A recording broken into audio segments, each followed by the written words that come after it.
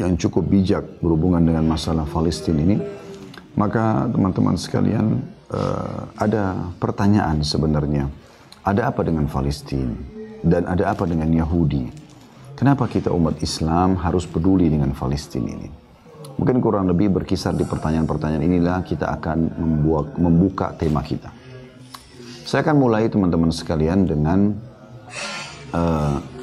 kaum Yahudi. Tentu kalau kita ingin rincikan secara etimologi, makna Yahudi, terminologinya, ini akan panjang.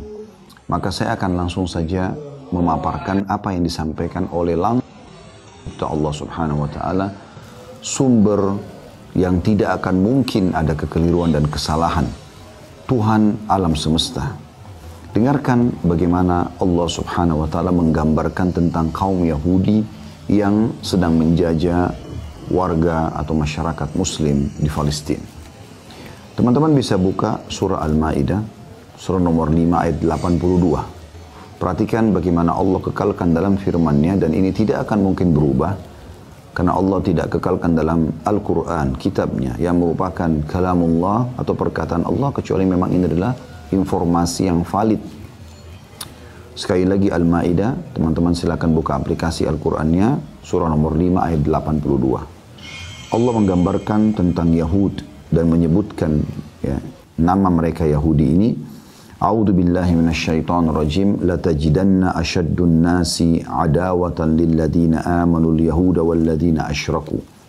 Al-ayah. Saya katakan ayat karena sampai situ saksi bahasan kita, karena kita sedang ingin membahas masalah kaum Yahudi.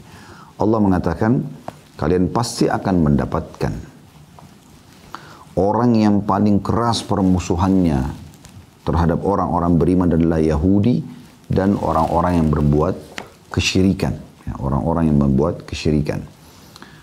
Sekali lagi teman-teman yang belum membuka, silakan dibuka surah Al-Maidah, surah nomor 5, ayatnya ayat 82. Allah berfirman, saya ulangi, A'udzu billahi minasyaitonir rajim. Latajidanna asyaddan nasi adawatan lil ladzina amanu al-yahuda wal ladzina asyraku. Al-ayah.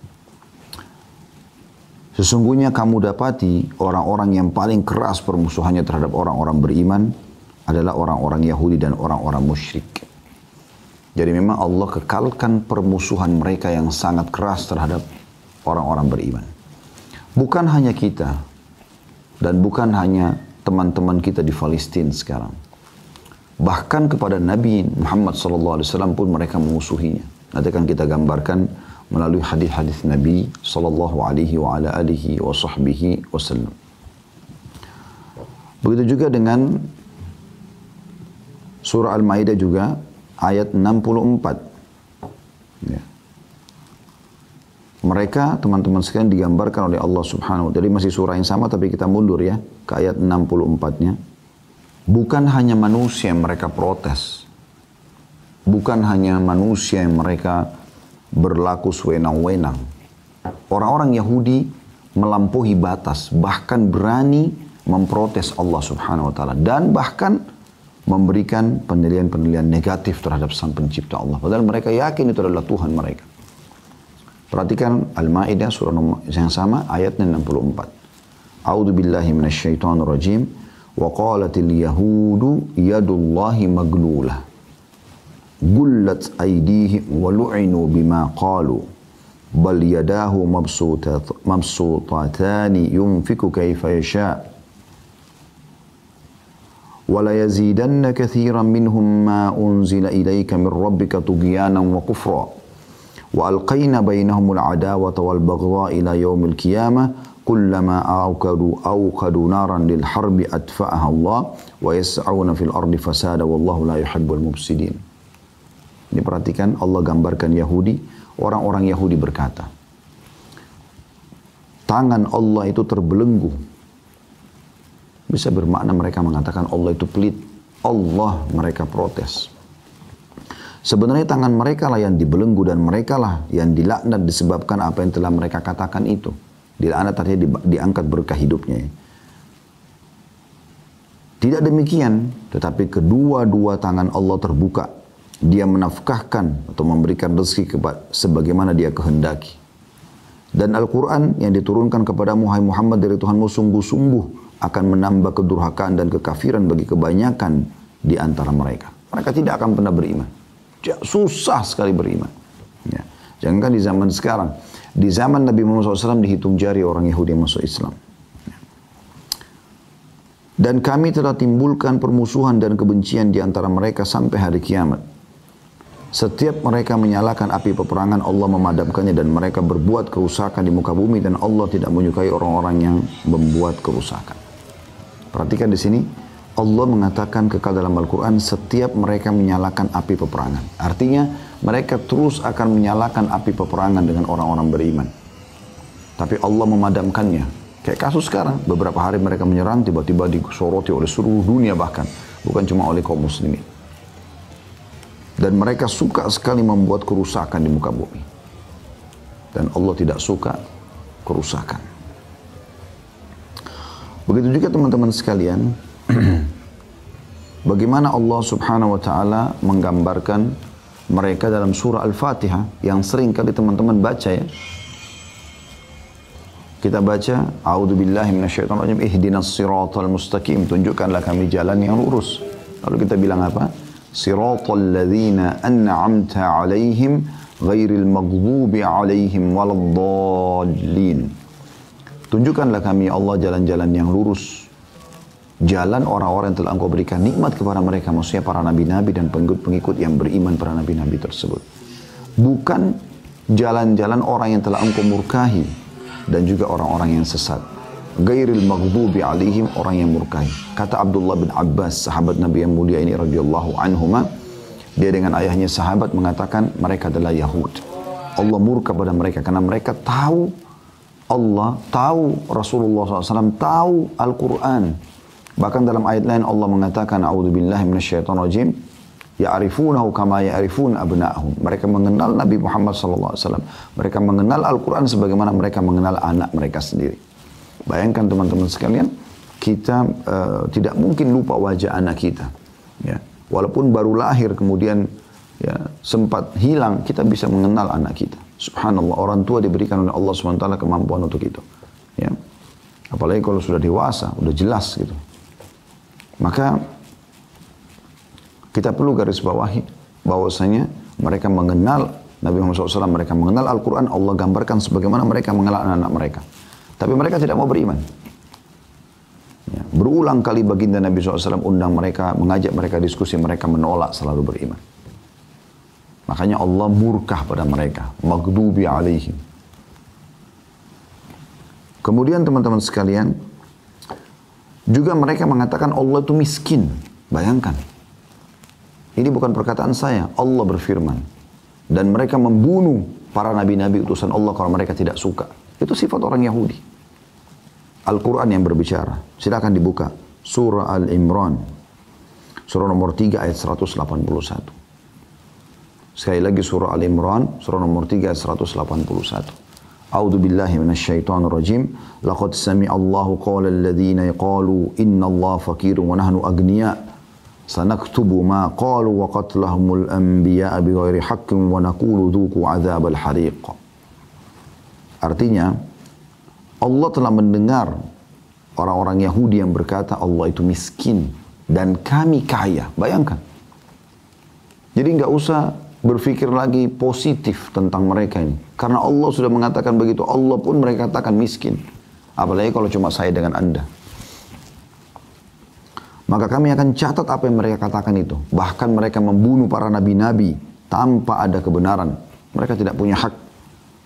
Dan kami akan katakan kepada mereka, rasakanlah panasnya api neraka. Ya. Mereka pula teman-teman sekalian, yang telah meminta kepada Nabi Musa alaihissalam, syarat mereka mau beriman, mereka meminta agar Allah ditampakkan dengan nyata. Dan Allah tidak menampakkan dirinya kepada makhluknya, kecuali di hari kiamat nanti. Dan yang melihat wujud Allah subhanahu wa ta'ala yang maha sempurna hanya ahli surga nanti. Dan itu nikmat terbesar di surga. Kemudian dijelaskan dalam hadis-hadis yang sahih. Pada saat ahli surga sudah masuk dalam surga semuanya dan ahli neraka masuk ke dalam neraka. Di neraka nggak ada lagi kecuali orang-orang yang kekal. Orang musyrik, orang munafik, ya, orang-orang kafir. Orang beriman yang masih punya dosa sudah bersih, semua dosanya sudah dikeluarkan, sudah bersih dari neraka, semua masuk surga. Allah bertanya kepada ahli surga, apakah kalian sudah merasa puas dengan nikmat yang aku berikan? Maka ahli surga semua serentak akan mengatakan, ya Allah, nikmat apa lagi yang kami inginkan? Setelah engkau selamatkan kami dari neraka, engkau masukkan kami ke dalam surga. Maka tentu ini nikmat terbesar nanti hari kiamat, karena tidak ada pilihan lain. Surga atau neraka, surga nikmat abadi, atau neraka siksa abadi. Maka mereka mengatakan, nikmat apa lagi yang kami inginkan? Maka dalam hadis ini kata Nabi SAW, Allah mengangkat hijabnya. Maka pada saat itu ahli surga pertama kali melihat wujud Allah yang asli, maka serentak mereka berkata, ya Allah, tidak ada nikmat yang mengenakan melihat wajahmu yang mulia. Makanya Nabi Muhammad SAW mengajarkan kepada kita di akhir doa-doa, di tahiyat terakhir ya. Sebelum salam kita dianjurkan membaca di antara potongan doa, wa as'aluka ladzatan nazara ila wajhik. Ya Allah, aku minta kelezatan dan kenikmatan melihat wajahmu yang mulia. Ya. Mereka mengatakan dalam Al-Baqarah surah nomor 2 ayat 55, nantang Nabi Musa, kami mau beriman tapi syaratnya kau harus lihatkan Allah. Melihat Nabi Musa AS sudah cukup sebenarnya. Utusan Allah, dia membawa firman Allah, Taurat. Dia mengajarkan kebaikan-kebaikan. Dan terlalu banyak kisah-kisah umat sebelumnya. Sebelum Nabi Musa banyak nabi-nabi. Banyak sekali nabi-nabi sebelum Musa AS. Ibrahim, Nuh, Saleh, Shu'aib. Banyak. Dalam firman Al-Baqarah, firman Allah SWT Al-Baqarah surah nomor 2 ayat 55 berbunyi, a'udzubillahi minasyaitonirrajim, wa idh qultum ya Musa lan nu'mina laka hatta narallaha jahratan fa akhadhatkumus sa'iqatu wa antum tanzurun.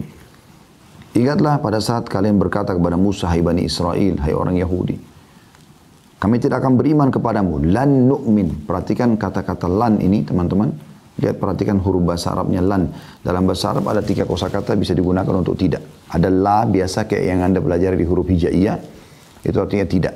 Ada lam dengan mim. Lam dibaca artinya tidak pernah. Ada lan. Lam dengan nun. Lan artinya tidak akan pernah. Mereka mengatakan apa? Lan nu'mina laka. Kami tidak akan beriman padamu hai Musa. Hatta narallaha jahra. Sampai kami melihat Allah secara nyata. Maka Allah mengatakan kami pun menyambarkan petir kepada kalian.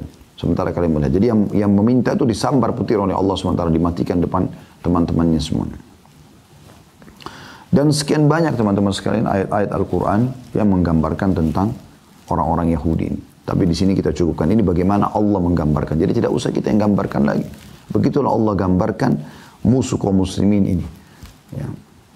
Sekarang kita lihat bagaimana dalam hadis-hadis Nabi sallallahu alaihi wa ala alihi wa sahbihi wasallam. Kita mulai dengan hadis Bukhari, pengakuan Abdullah bin Salam radhiyallahu anhu, salah satu pendeta Yahudi. Orang ini menghafal Taurat dan dianggap orang yang paling alim di antara pendeta Yahudi di Madinah pada masa itu. Dia datang kepada Nabi SAW lalu masuk Islam. Perkataan pertama Abdullah bin Salam radhiyallahu anhu setelah masuk Islam, dan ini jarang sekali terjadi. Ini betul-betul orang yang mau ikutin hati nurani dari Yahudi bisa seperti ini. Dia mengatakan, wahai ya Rasulullah, jangan sampaikan ke Yahudi tentang masuk Islamku sampai Anda mengundang mereka dan mengajak mereka untuk masuk Islam. Karena sesungguhnya Yahudi itu kaum yang suka berkhianat. Ini perkataan pendeta mereka dalam hadis Bukhari. Hadis yang sahih. Maka Nabi SAW mengundang beberapa pendeta Yahudi. Di antaranya Huyai bin Akhtab. Ini salah satu pendeta Yahudi juga yang dikenal. Yang mati dalam keadaan kufur. Dan anaknya, Sofia binti Huyai, itu menjadi istri Nabi SAW pada saat pembebasan Khaybar nantinya. Yang jelas teman-teman sekalian, dipanggillah mereka oleh Nabi SAW. Lalu Nabi SAW berkata pada mereka, hai Yahudi, masuk Islamlah. Kalian tahu aku ini utusan Allah. Kalian tahu Al-Quran benar. Bahkan 3 suku Yahudi yang tinggal bersama Nabi SAW di Madinah, Qainuqa, Nadir, dan Quraidah, 3-3-nya ini saudaraku seiman, pindah ke Madinah sebelum Nabi SAW lahir. Jauh. Sampai mereka turun-temurun tinggal di Madinah hanya karena tahu Madinah adalah mahjarun Nabi. Tempat hijrahnya Nabi terakhir. Dan mereka yakin, bahkan mereka sering berkata kepada orang-orang penduduk asli Madinah dari 2 suku Aus dan Khazraj. Nanti setelah Islam dikenal dengan Ansar. Mereka selalu mengatakan, nanti akan keluar Nabi terakhir di sini, kami akan beriman dan kami akan perangi kalian. Tapi waktu Nabi Muhammad SAW diutus, mereka memungkirinya. Mereka tidak mau beriman.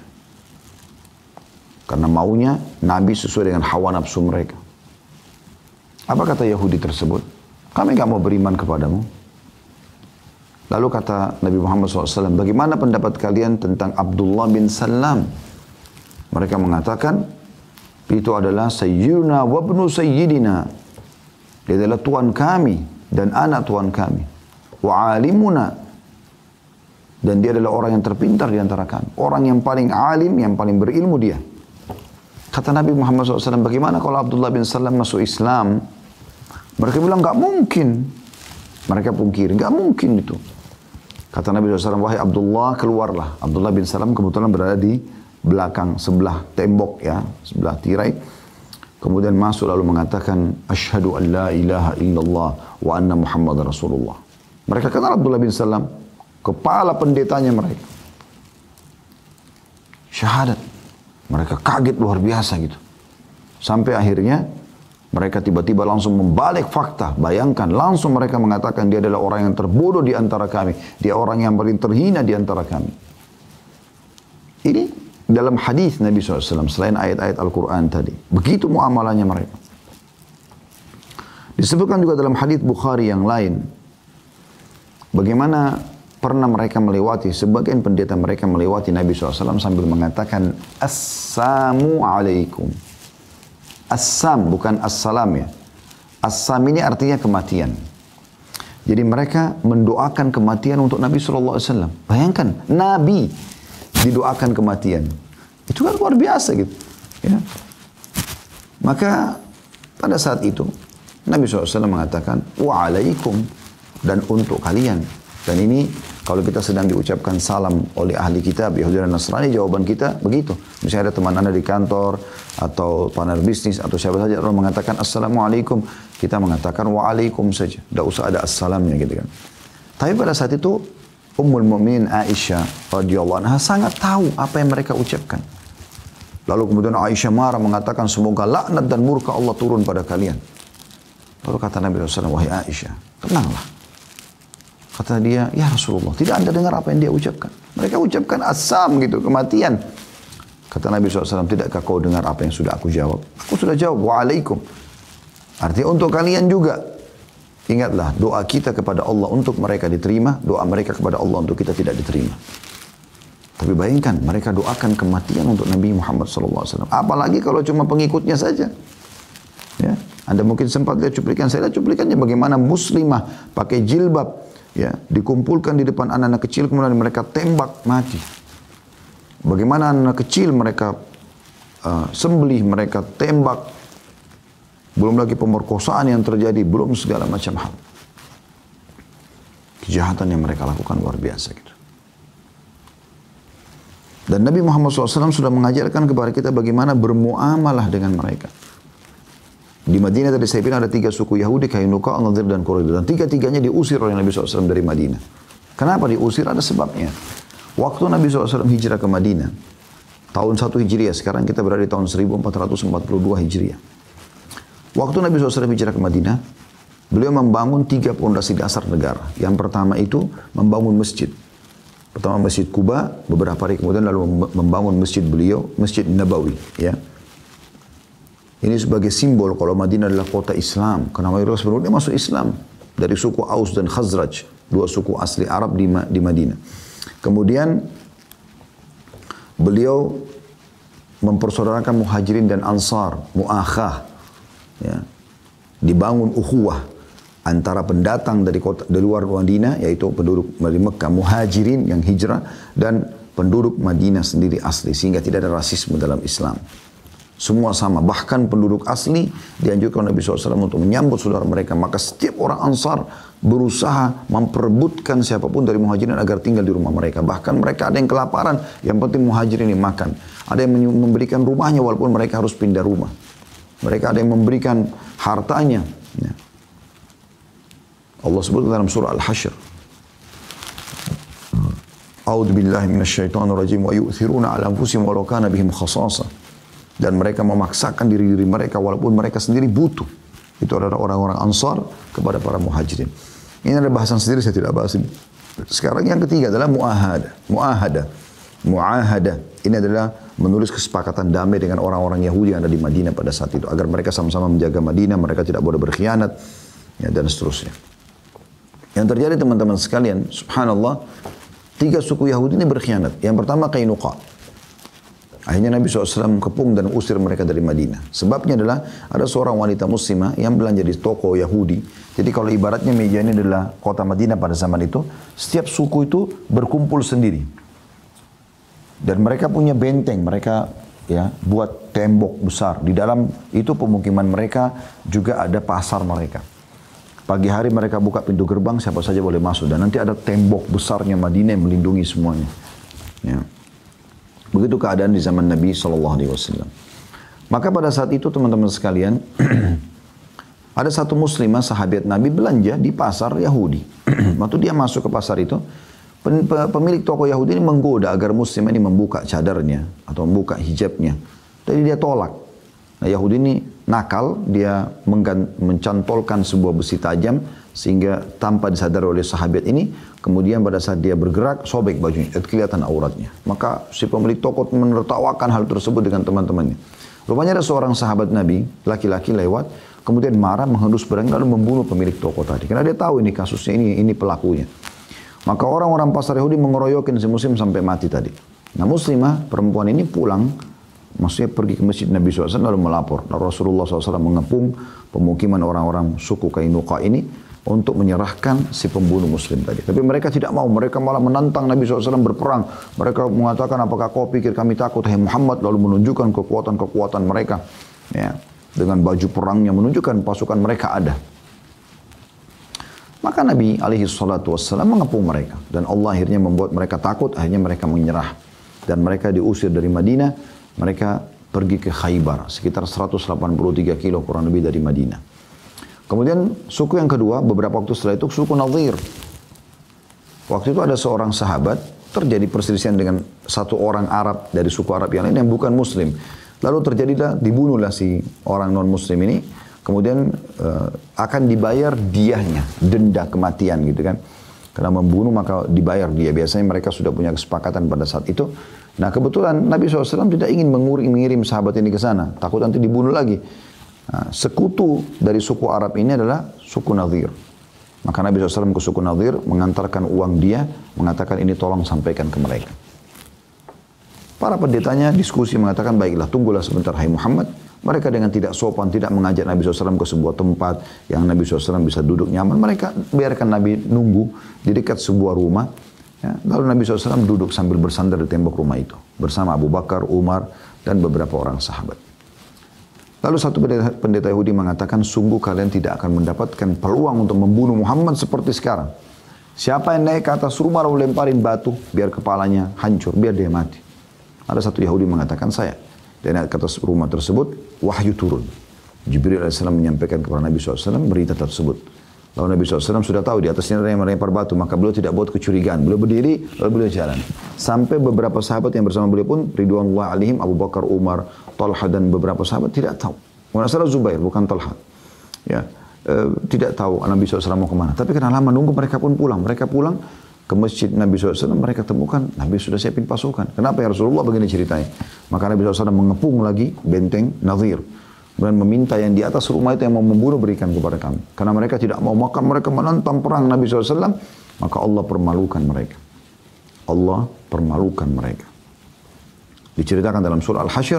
Kemudian Allah pun mengeluarkan mereka dari benteng-benteng mereka. Dan meninggalkan itu untuk ghanimah bagi muslimin. Kemudian mereka pergi ke Khaybar.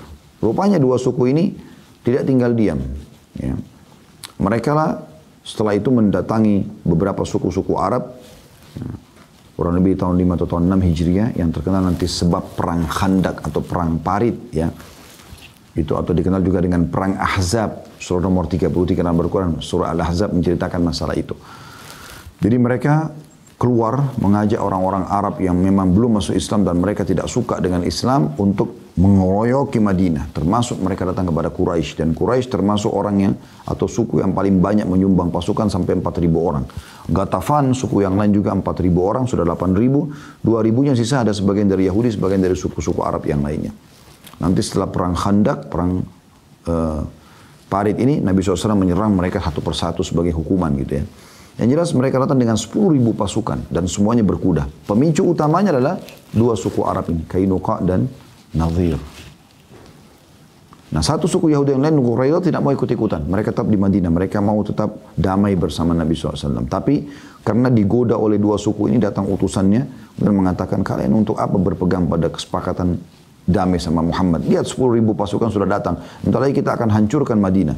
Dan kalian akan berkuasa. Ayo kita bagi-bagi aja. Ayo kita bagi-bagi aja Madinah ini. Ya. Maka akhirnya Quraidah pun berkhianat. Intinya Allah SWT selama 43 hari mereka mengepung Madinah, mengusir mereka dengan angin yang kencang dan membuat ya terjadinya kacau balau di pasukan mereka sehingga mereka pulang, bubar semuanya dan akhirnya Quraidah pun dihukum oleh Nabi SAW, dikepung. Ya, karena mereka berkhianat maka semua kaum laki-lakinya dihukum mati pada saat itu. Ini muamalah yang Nabi SAW sampaikan. Tapi selama mereka tidak berkhianat, maka Nabi SAW tidak pernah melanggar damai. Bahkan Nabi SAW pernah diundang makan dan datang. Gitu kan? Mereka lah yang berusaha teman-teman sekalian untuk meracuni Nabi SAW. Meracuni Nabi SAW di perang Khaybar. Ya. Pada saat muslimin sudah menang, menembus benteng-benteng mereka, maka ada satu wanita yang sepakat dengan pendeta Yahudi untuk menaruh racun. Dan mereka tahu Nabi SAW sangat gemar makan paha kambing. Apa yang mereka lakukan teman-teman sekalian? Ya, mereka meletakkan nampan, satu nampan yang ada roti gandumnya itu ada paha kambing dan mereka tahu ini Nabi paling gemar dan juga ini sahabat juga tahu ini kesukaan Nabi SAW. Mereka berikan nampan-nampan yang banyak, yang lain tidak ada semua paha. Maka sahabat melihat nampan tersebut, mereka mendahulukan Nabi SAW. Dan pada saat itu sudah 3 hari para sahabat kehabisan makanan sebelum menembus benteng Khaybar ini. Intinya disiapkanlah makan, sahabat menunggu Nabi SAW. Memulai pada saat Nabi mencuil dagingnya ya, dan masukkan ke dalam mulut, tiba-tiba Nabi SAW mengatakan, hentikan tangan kalian. Hentikan tangan kalian. Maka para sahabat bingung, mereka sudah kelaparan 3 hari, ada apa ini? Nabi SAW mengatakan, hentikan tangan kalian. Setelah hentikan, kata Nabi SAW, panggilkan pendeta-pendeta Yahudi. Tidak panggil. Begitu datang mereka, teman-teman sekalian, apa yang terjadi? Nabi SAW menanyakan kepada mereka 3 pertanyaan. Yang pertama, Nabi bilang dulu, ya ma'asyiral Yahud, antum musaddiqi in sa'altukum an syai'. Hai orang Yahudi, kalian jujur enggak kalau saya tanya sesuatu? Kata orang Yahudi, tentu saja. Maka kata Nabi SAW, siapa kakek kalian? Kebetulan orang-orang Yahudi di Madinah 3 suku ini, Kainuqa, Nadhir dan Quraidah. Ya. Itu teman-teman sekalian, mereka memang orang-orang yang punya jalur kakek, satu orang kakek yang mereka tahu ini lemah orangnya, nggak layak untuk dikenang dalam sejarah. Itu pertimbangan orang Yahudi. Maka mereka alihkan nama, ganti nasab mereka ke orang Yahudi yang lain dikenal dengan perkasanya. Gitu. Dan itu tidak ada yang tahu. Orang Yahudi pun banyak tidak tahu. Tapi Nabi SAW tahu melalui wahyu. Nabi SAW tanya mereka sebagai pertanyaan jebakan nih. Siapa kayak kalian? Mereka mengatakan Fulan bin Fulan, orang yang dianggap kuat itu. Kata Nabi SAW, kalian telah bohong. Kakek kalian Fulan bin Fulan, yang kalian hapus nasabnya. Kaget mereka. Dari mana Nabi SAW tahu ini? Mereka diam. Lalu Nabi SAW tanya lagi. Hai Yahud, antum musaddiqi in sa'altukum an syai'.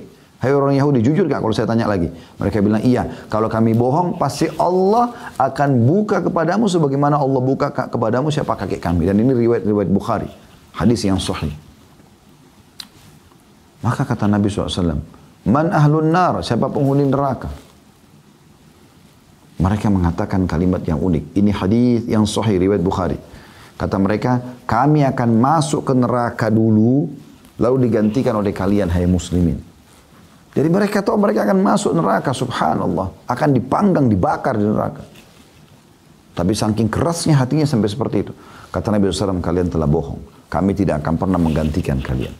Artinya kalian akan kekal di neraka itu. Lalu kemudian Nabi SAW tanya yang ketiga kali. Ya ma'asyar Yahud, antum musaddiqi an sa'altukum an syai'. Hai Yahudi, jujur ya kalau saya tanya lagi. Kata orang Yahudi, tentu saja. Udah gak bisa bohong lagi karena sudah 2 kali mereka ketahuan bohong. Maka kata Nabi SAW, apakah kalian letakkan racun di makanan ini? Di sini sahabat baru faham, oh ternyata ada racunnya. Kata mereka, iya. Kata Nabi SAW, kenapa? Supaya Nabi sudah tahu sebabnya. Mereka mau bunuh Nabi SAW. Tapi Nabi ingin sahabat-sahabat dengar. Dan sampai kepada seluruh muslimin umatnya sampai menjelang hari kiamat. Ini loh Yahudi. Terbukti juga hari ini terdengar oleh Bapak Ibu sekalian. Kata mereka, kami ingin membuktikan. Kalau kau seorang Nabi, kau tidak akan mati dengan racun itu. Kau tidak akan kena racun itu. Tapi kalau kau seorang raja yang hanya merebut kekuasaan, maka kau akan mati dengan racun kami. Tapi luar biasanya Pak teman-teman. Nabi kan tahu sekarang. Berarti mereka tahu kalau itu adalah Nabi. Maka mereka berkata, hai Muhammad, siapa yang beritahukan kepadamu? Nabi SAW angkat paha kambing itu sambil mengatakan, akhbarani hadad dhira'. Yang telah menyampaikan kepadaku tentang racun tersebut adalah paha ini. Daging kambing yang sudah dimasak, ditaruh racun itu bicara dengan Nabi SAW. Kuasa Allah sebagai mukjizat. Dan ini sudah saya jelaskan di materi Tabligh Akbar kami. Teman-teman bisa masuk ke YouTube, cari playlist, judulnya Kekasihku Rasulullah, Aku Mencintaimu. Cukup banyak situ mukjizat-mukjizat Nabi SAW sudah kami sampaikan. Di antaranya berbicaranya paha kambing yang sudah dimasak ini yang membuktikan atau menceritakan tentang racun yang ada padanya. Dan sekian banyak teman-teman kejadian-kejadian antara Nabi SAW dengan orang-orang Yahudi di Madinah seperti kisah Ka'ab bin Ashraf, seorang pendeta Yahudi yang berusaha selalu menyerang Nabi SAW, menyakiti Nabi SAW, akhirnya dibunuh oleh beberapa orang sahabat ya. Dalam kisah yang masyhur, dan sekian banyak kejadian-kejadian mereka. Ada juga Abu Rafi' ya, yang juga sama, berusaha untuk membunuh Nabi SAW, membayar pasukan untuk menyerang Madinah, membayar para penyair yang menyujud-nyujudkan Nabi SAW. Begitu sifat mereka. Dan itu sudah ada dalam sejarah. Begitu juga teman-teman sekalian, kisah masyhur dari seorang pendiri sekte Syiah dan Khawarij, dua kelompok ini sekaligus didirikan oleh Abdullah bin Saba, seorang Yahudi dari Yaman yang pura-pura masuk Islam di zaman Uthman bin Affan. Kemudian dia mengatakan bahwasanya Abu Bakar sama Umar mengambil khilafah Ali. Dia tidak bilang Uthman karena Uthman masih hidup pada saat itu. Maka Uthman menangkapnya dan mengeluarkan dari kota Madinah. Tapi ternyata dia buat gemuruh dari luar Madinah. Dicarilah orang-orang yang masih lemah imannya dari orang-orang Badui. Digerakkan kemudian mendemo, datang mengepung rumah Uthman bin Affan. Sampai terjadilah pembunuhan Uthman bin Affan radhiyallahu anhu. Dan dia, pendiri sekte Syiah ini, dia yang mengatakan bahwasanya ya, setelah Uthman terbunuh, bahwasanya di zaman khilafahnya Ali, Abu Bakar, Umar dan Uthman mengambil khilafah Ali. Maka Ali marah dengan dia. Ali mengatakan, dari mana kau katakan setelah ditangkap? Saya sendiri tidak pernah bilang itu. Maka dia bilang, memang saya yakin begitu. Kata Ali, kau harus bertaubat. Ya. Kalau enggak, kau akan saya cambuk 80 derah hukuman terhadap pendusta, penyebar berita bohong. Maka dia mengatakan, ya, saya tidak mau. Kata Ali, kalau kau tidak mau, saya akan hukum mati kamu. Karena kau melanggar pemerintah. Ya. Kata dia, kalau kau bunuh saya, kau adalah Tuhan. Maka Ali hukum mati. Yang sampai sekarang kuburannya di Iran dipuja-puja. Padahal sebenarnya dia adalah historinya seperti ini. Ya. Dan dialah pemicu juga kelompok Khawarij. Ya, yang keluar dari Ali radhiyallahu anhu pada saat ya, terjadi cekcok. Sebenarnya bukan cekcok ya. Mereka yang membuat merekayasa cerita terjadinya antara Muawiyah sama Ali radhiyallahu anhu. Bahwasanya mereka akan saling berperang dan akhirnya terjadilah kekacauan pada saat itu. Kisah yang cukup panjang, nanti itu ada bahasan sehingga Anda bisa kembali ke penyampaian kami. Yang jelas mereka lah pemicu daripada terjadinya perang atau Ali akhirnya memerangi mereka setelah mereka mengatakan kau tidak berhukum dengan hukum Allah. Waktu Ali bin Abi Thalib meminta Muawiyah untuk pulang ke negeri Syam dan selesai membaiat Ali sebagai khalifah. Dan sekian banyak teman-teman, banyak kisah-kisahnya ya. Kita tahu orang-orang Syiah yang mengatakan bahwasanya Al-Quran kurang, mencaci maki para sahabat, bahkan mengkafirkan. Itu sekte dibangun oleh Abdullah bin Saba. Khawarij yang mengklaim orang lain kafir. Boleh bunuh-bunuh sembarangan walaupun kaum muslimin. Itu juga dari dia. Siapa dia? Yahudi yang pura-pura masuk Islam. Anda bisa baca kisah Abdullah bin Saba. Cukup banyak artikel menjelaskan masalah itu. Nah ini teman-teman adalah orang Yahudi. Begitulah Al-Quran dan Sunnah menggambarkan mereka. Dan itulah histori yang sampai kepada kita. Baik, sekarang kita masuk teman-teman sekalian tentang Palestina. Palestina ini negara apa? Berada di mana? Gitu kan? Apa hubungannya dengan kita kaum muslimin? Palestina teman-teman, salah satu bagian daripada negeri Syam. Jadi negeri Syam itu, ya, kalau kita ibaratkan seperti handphone ini misalnya negeri Syam, Ya, dulu di zaman Nabi SAW dikenal dengan Syam. Ya. Sekarang itu terbagi menjadi 4 negara. Libanon, Syria, Palestina, dan Jordania. Ya, dulu itu satu, negeri Syam. Ya, yang Allah mengatakan dalam surah Quraisy, ya, Rihlatas syita'i was saif. Perjalanan musim dingin dan musim panas. Itu mereka ke negeri Syam dan Yaman. Gitu kan. Dan orang-orang Quraisy selalu berdagang ke negeri Syam. Bahkan Nabi Muhammad SAW sering bolak-balik ke negeri Syam dulu berdagang. Ya. Di umur 21 tahun sampai 40 tahun. 19 tahun beliau berdagang. Itu bolak-balik dari Mekah ke negeri Syam. Intinya teman-teman sekalian. Negeri Syam ini kita ringkaskan. Kalau kita lebih kerucutkan lagi.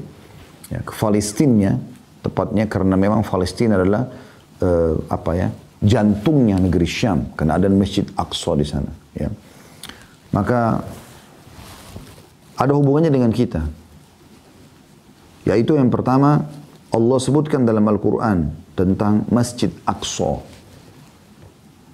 yang ada di situ. Dan bahwasanya dia juga penuh dengan berkah. Tapi kita bicara dulu masalah wilayahnya. Dia diberkahi. Allah SWT berkahi. Artinya subur sekali. Allah ceritakan dalam surah Isra, surah nomor 17 ayat 1. A'udzu billahi minasyaitonir rajim. Subhanalladzi asra bi 'abdihi lailan minal masjidil haram ilal masjidil aqsa alladzi barakna haulah. Al-ayat. Maha suci Allah yang telah memperjalankan hambanya Muhammad sallallahu alaihi wasallam ya pada malam hari dari Masjidil Haram ke Masjidil Aqsa. Aqsa artinya jauh. Masjid Aqsa punya 3 nama. Ya, Masjid Aqsa, Aqsa artinya jauh, ya, masjid yang jauh dari Masjidil Haram. Karena waktu itu perjalanan 1 bulan dengan kuda tercepat. Kemudian ada juga Baitul Maqdis dan ada Masjid Ilya.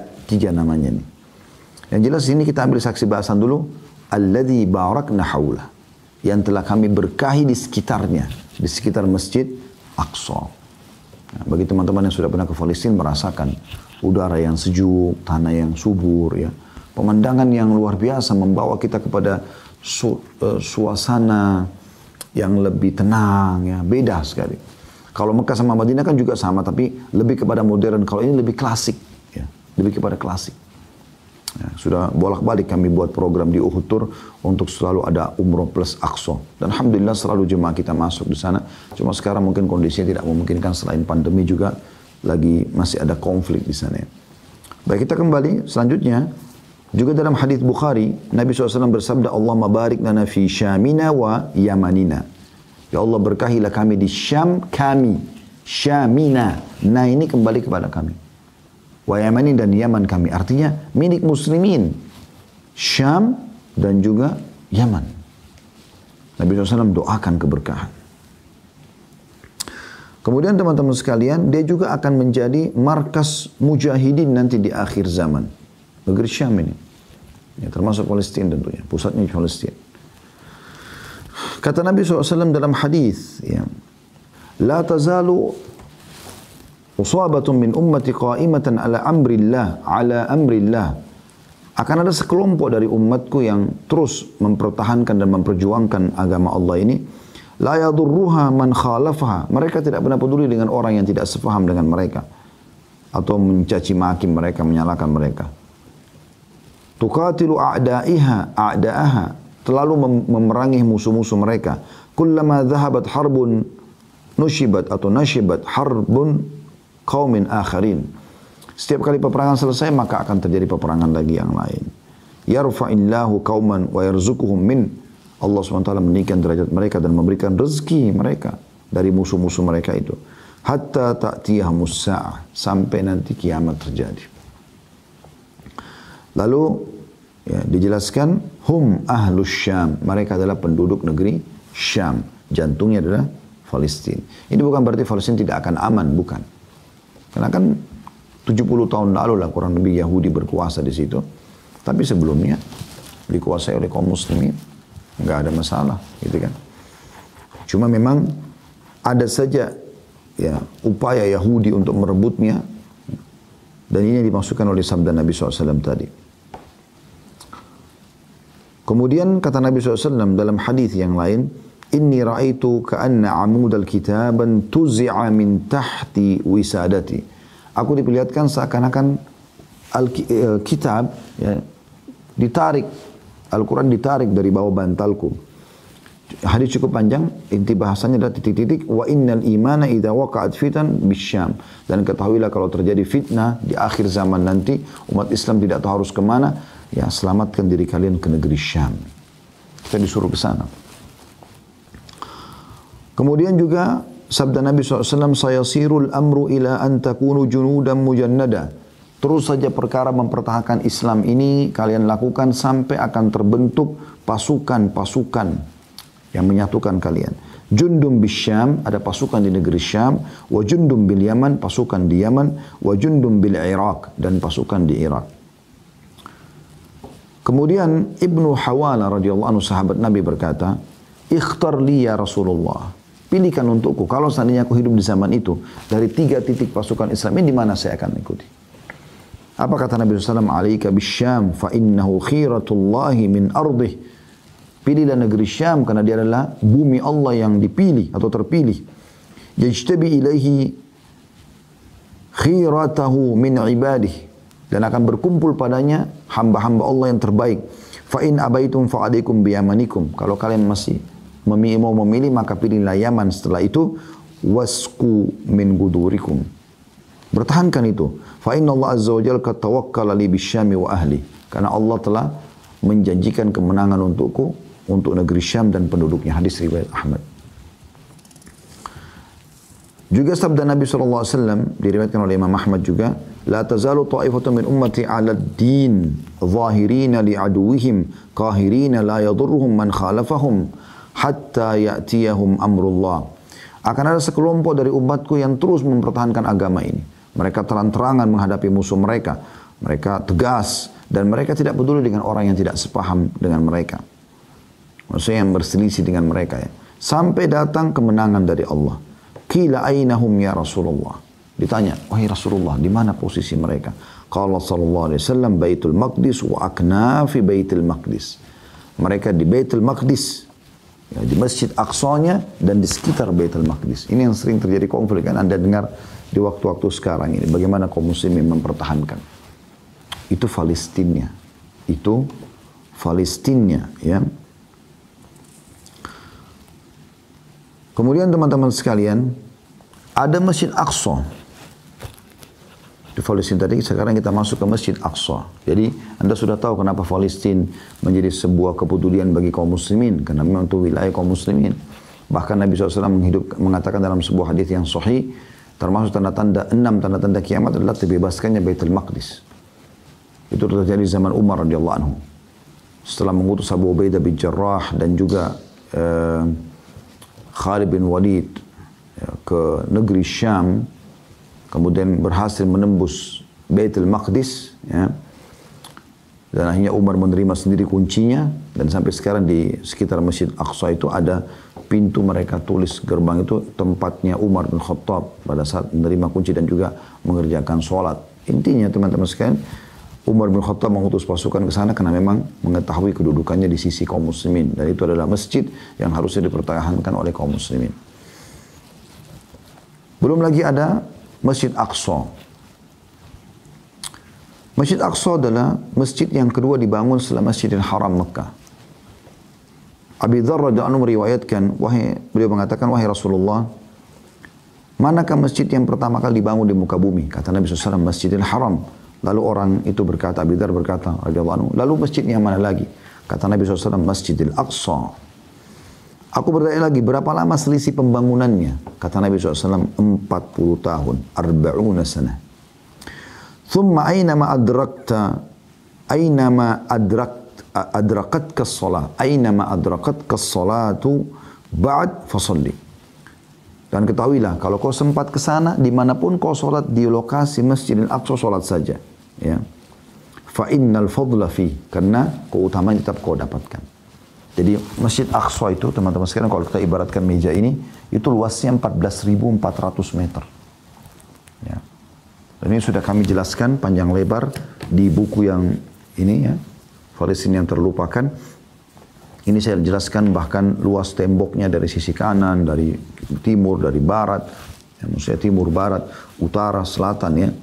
Intinya luasnya seluruhan adalah 14.400 dan semua tidak dibanguni bangunan fisik ya, tapi itu adalah dianggap bangunan masjidnya.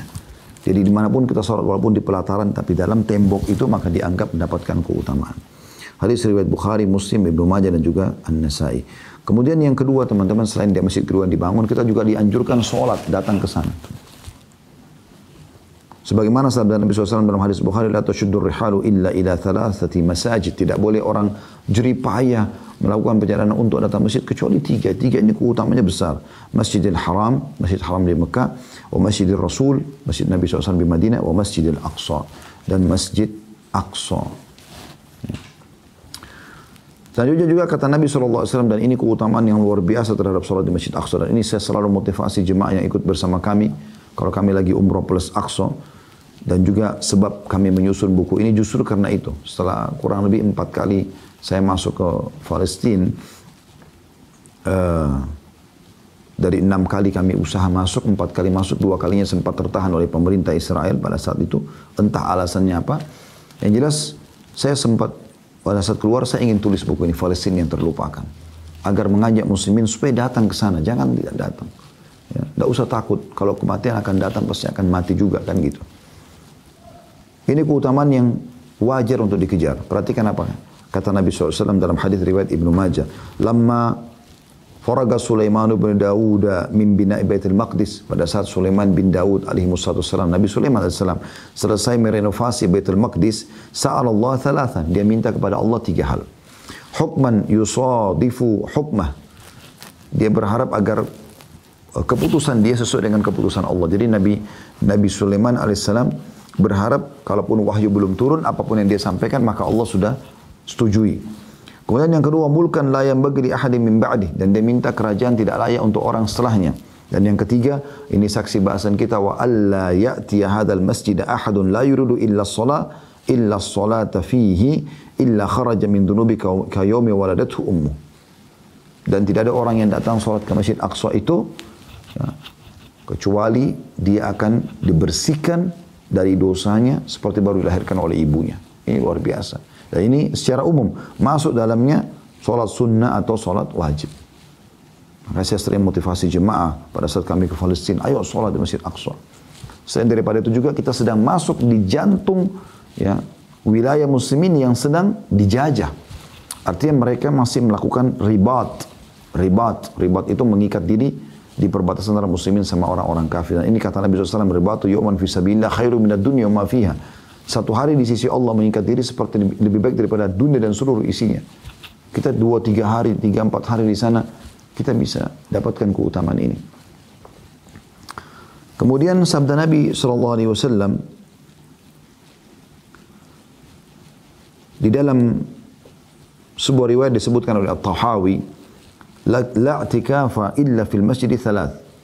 Tidak ada i'tikaf yang mengalahkan pahala 3 masjid ini. Masjidil Haram, Masjidil Nabi SAW, Masjid Baitul Maqdis. Masjid Haram Mekah, Masjid Nabi SAW, dan Masjid Aqsa.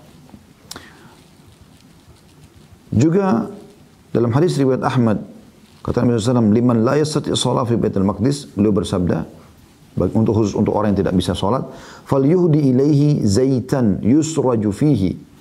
Fa inna man ahda lahu kana kaman shalla fi.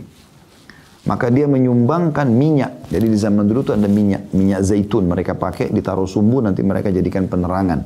Karena minyak zaitun bisa tahan lama ya. Kata Nabi SAW, dia nyumbang minyak supaya menerangi Baitul Maqdis. Siapa yang meneranginya, walaupun dia tidak sempat sholat di sana, maka dia akan mendapatkan pahala seperti sholat di dalamnya. Bayangkan, seperti baru dilahirkan oleh ibunya, bersih. Jadi orang Palestina punya keutamaan luar biasa. Setiap hari mereka bisa dapat keutamaan ini kalau mereka sholat di sana. Sholat 5 waktu, sholat sunnah, sholat duha, sholat malam. Ya, apalagi Baitul Maqdis dibuka. Kita pun mau sholat tahajud bisa. Ya,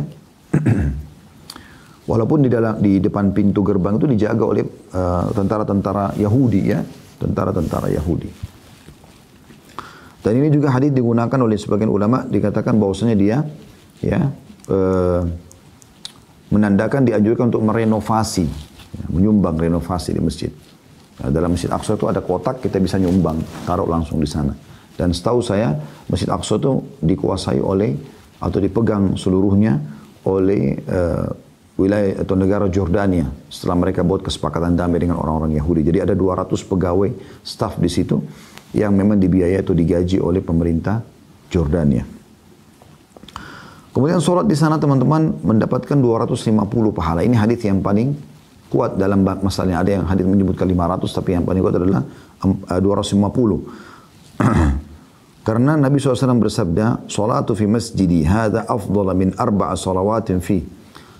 Salat di masjidku ini lebih afdal 4 kali lipat dibandingkan Masjid Aqsa. Pada saat sahabat lagi berbicara mana lebih baik, salat di Masjid Nabawi atau Masjid Aqsa.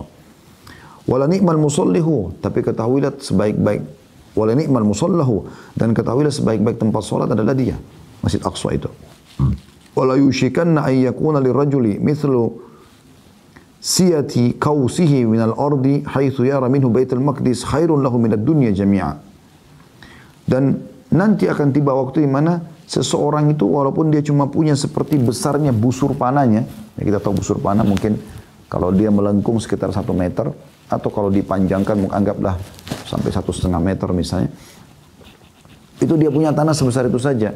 Asal dia bisa melihat Baitul Maqdis, maka itu lebih baik daripada dunia seluruhnya. Hadis riwayat Hakim, juga Al-Baihaqi, juga At-Tabarani.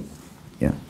Ini keutamaan yang kedua. Yang ketiga, disebutkan dalam Al-Quran sebagai kiblat pertama kaum muslimin. Sebagaimana disebutkan dalam hadis riwayat Ahmad, Ibnu Abbas meriwayatkan radhiyallahu anhuma, karena Rasulullah SAW yusalli wa huwa bi Makkah nahwa Baitul Maqdis. Bahwasanya Nabi SAW salat di Mekah mengarah ke Baitul Maqdis, wal Ka'batu baina yadayhi, sementara Ka'bah ada di depan beliau.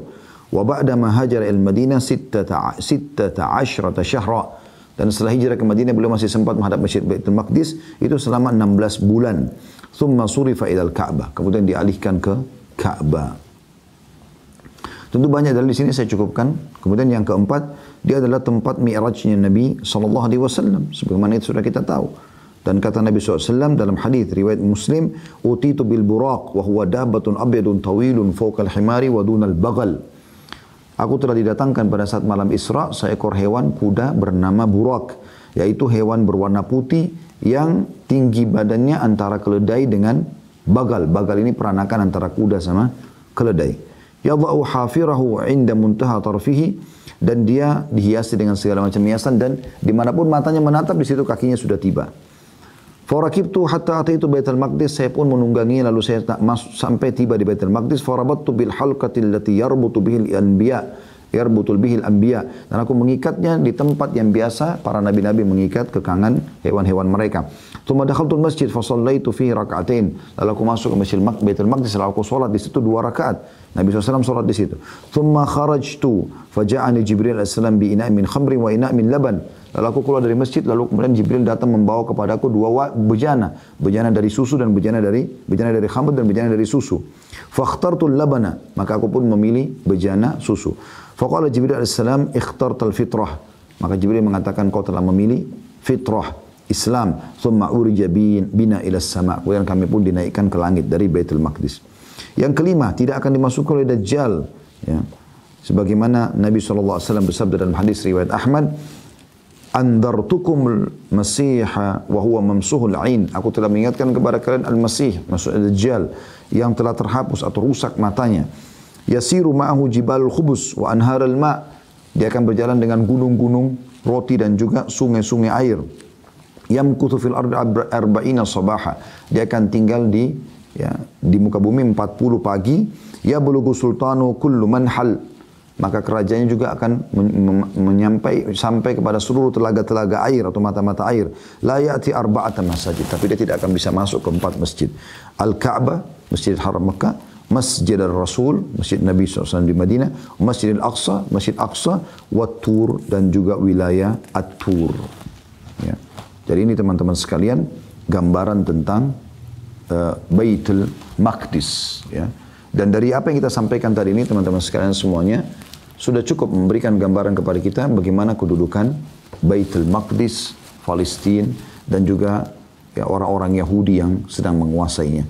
Jadi perlu memang dibahas, ya, dan bagaimana kaum muslimin terus peduli, paling tidak menitipkan doanya. Bagi anda yang bisa menitipkan hartanya, bisa dititipkan harta, dan kami pun di Yayasan Sedekah Kartim membuka peluang untuk bersedekah kalau anda mau bersedekah di sana untuk beberapa program di Palestina, insyaallah biidznillah taala.